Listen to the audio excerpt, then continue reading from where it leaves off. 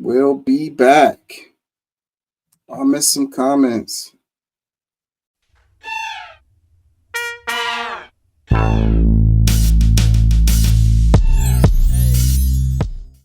It's trash.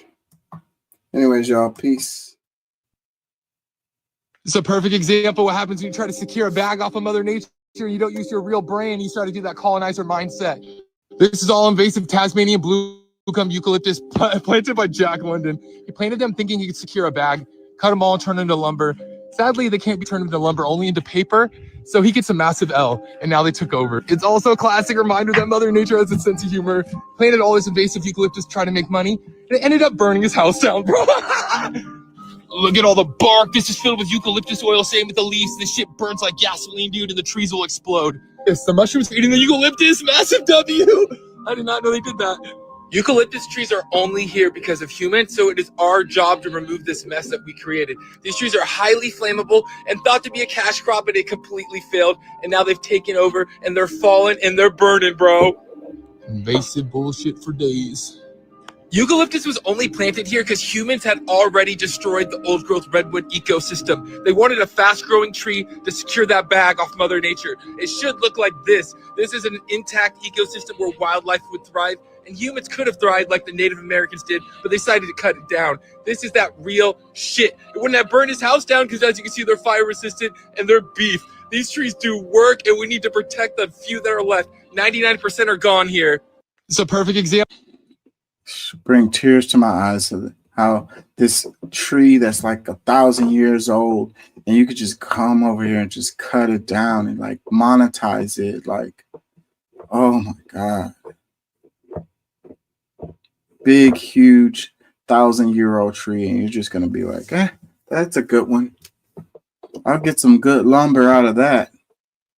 So somebody can build a house that gets burnt down. It was fire resistant before you cut it up.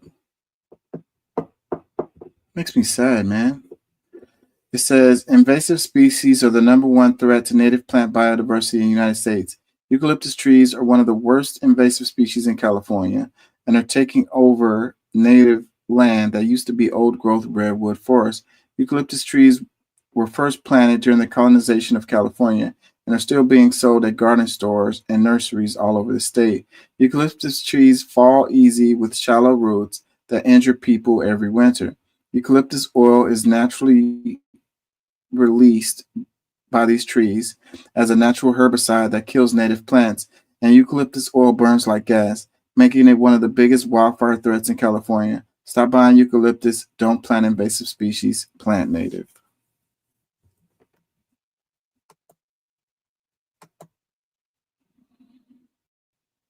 There's a company that keeps destroying our forests and gets away with it every year. Meet PG&E, a supposedly regulated legal monopoly in California that's been charged with over 80 felonies, killed over 100 people, and had multiple fires go over 1 million acres. Wait. So if all these fires are started by a company, why do we always hear politicians talk about forest management and climate change? That's Congressman Doug LaMalfa, a Republican. He pointed to poor forest management as the problem behind this fire when he came up here. Governor Gavin Newsom, a Democrat, also came up. He pointed to something else. These are climate-induced wildfires. But neither politician from either side of the aisle pointed to what did cause this fire, a corporation that donated to both of their campaigns. PG&E's hold on politicians in California is ridiculous and is not talked about enough. The French Laundry incident that I don't need to tell everyone, we all know about it. But who was Newsom sitting with at that dinner? Just the head lawyer for PG&E, so a little shady. But why was he at a restaurant where plates cost $350 each with lobbyists and lawyers? Because PG&E was in deep shit because of this, the campfire. There's a company that keeps... So, yeah, I really like this guy, and he knows his stuff. But as far as politics, maybe not so much. But, both things can be true.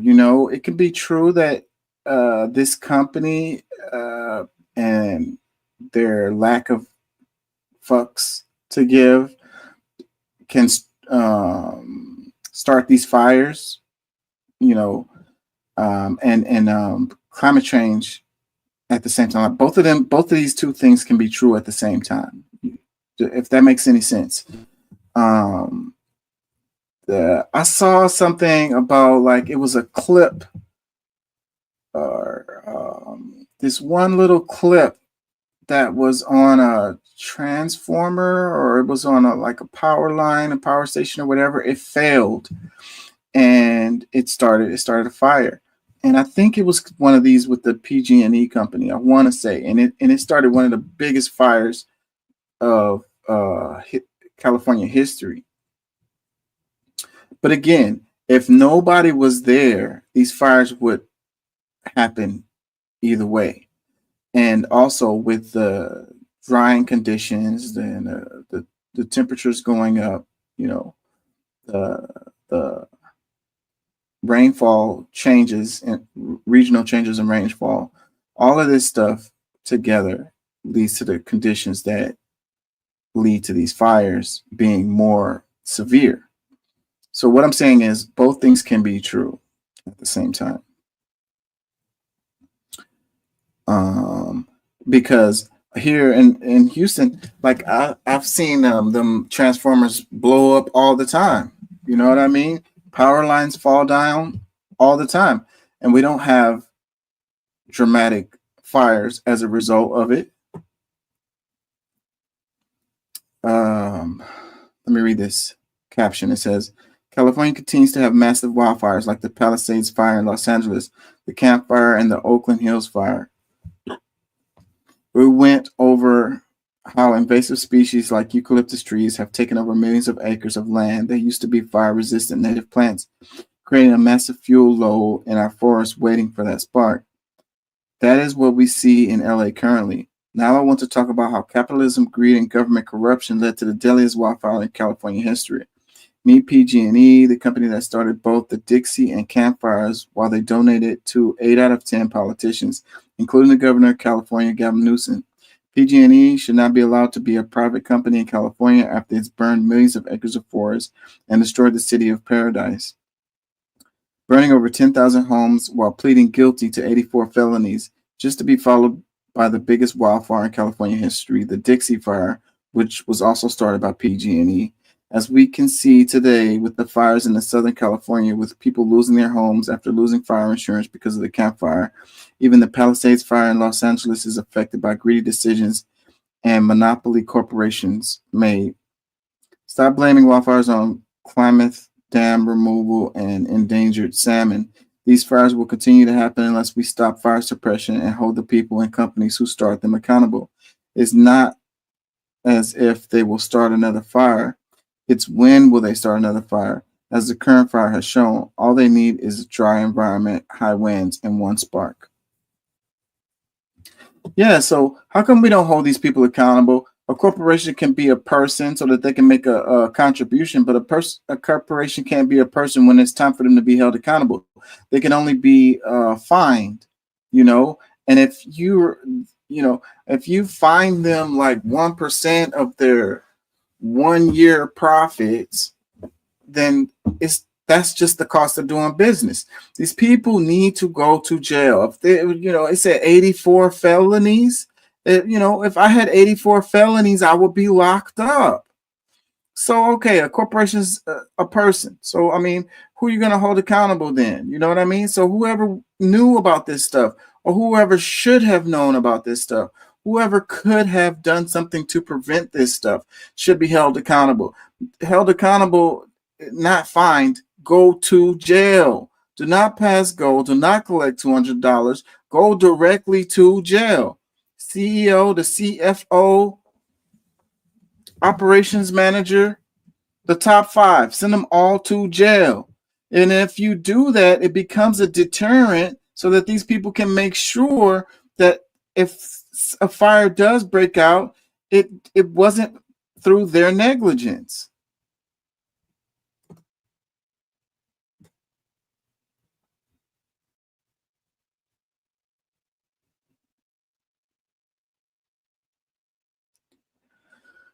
Oh.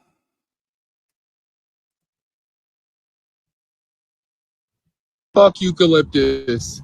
Fuck this tree. Eucalyptus trees and eucalyptus groves are everywhere in California. Planted by the millions by early settlers, eucalyptus trees remain a defining feature of California's landscape, despite a well-known and sadly well-documented history, including the devastating Oakland Hills fire, of being highly flammable.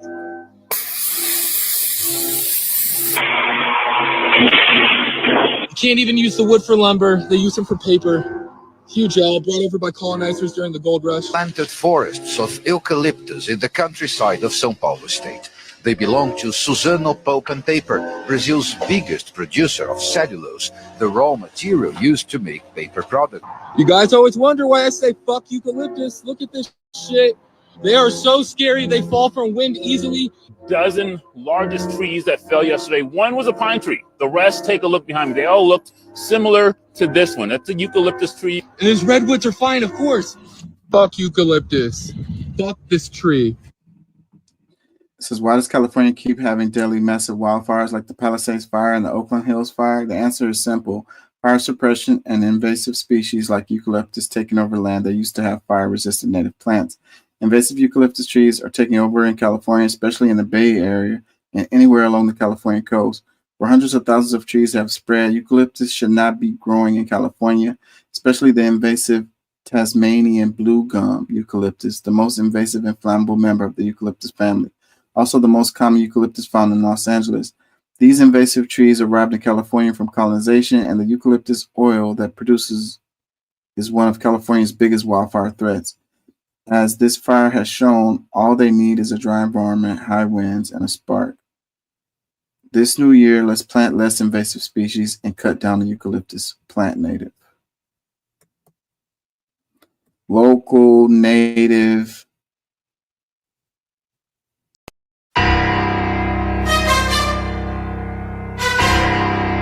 That's the answer to everything.